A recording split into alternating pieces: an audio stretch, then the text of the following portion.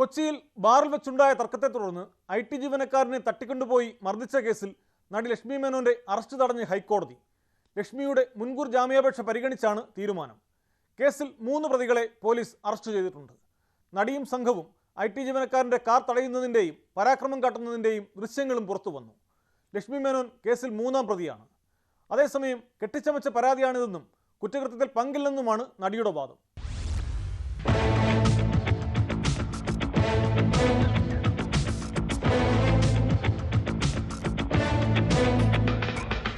ഞായറാഴ്ച കൊച്ചി ബാനർജി റോഡിലുള്ള ബാറിൽ വെച്ചായിരുന്നു തർക്കവും കയ്യാങ്കളിയും ഉണ്ടായത്.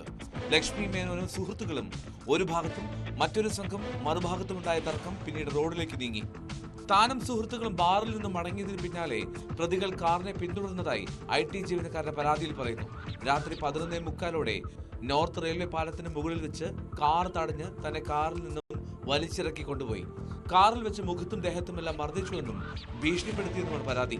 പിന്നീട് ഇയാളെ ആലുവ പറവൂർക്കവലയിൽ ഇറക്കിവിടുകയായിരുന്നു. നടിയും സംഘവും IT ജീവനക്കാരുടെ കാർ തടയുന്നതിന്റെ ദൃശ്യങ്ങളും പുറത്തു വന്നിട്ടുണ്ട്.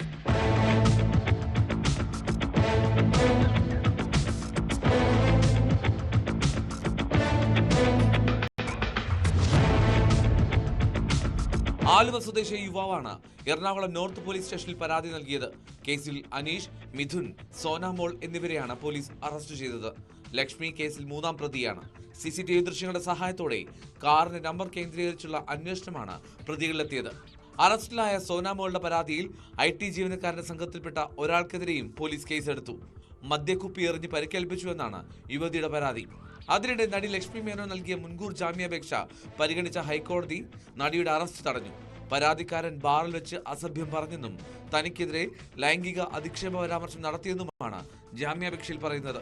ബാറിൽ നിന്ന് ഇറങ്ങിയ ശേഷം പരാതിക്കാരൻ മറ്റൊരു കാറിൽ പിന്തുടർന്ന് തടയുകയായിരുന്നു. തുടർന്ന് ബിയർ കുപ്പിയുമായി ആക്രമിച്ചു. കെട്ടിച്ചമച്ച കഥകളാണ് IT ജീവനക്കാരൻ ഉന്നയിച്ച പരാതിയുടെ ഉള്ളടക്കമെന്നും കുറ്റകൃത്യവുമായി തനിക്ക് ബന്ധമില്ലെന്നും ലക്ഷ്മി മേനോന്റെ ജാമ്യാപേക്ഷയിലുണ്ട്. മലയാളം, തമിഴ് സിനിമകളിൽ സജീവമായ ലക്ഷ്മി രഘുവിന്റെ സ്വന്തം റസിയ, കുംകി, ജിഗർ തണ്ട, അവതാരം, വേതാളം, ചന്ദ്രമുഖി 2, സുന്ദരപാണ്ഡ്യൻ തുടങ്ങിയ ചിത്രങ്ങളിൽ അഭിനയിച്ചിട്ടുണ്ട്.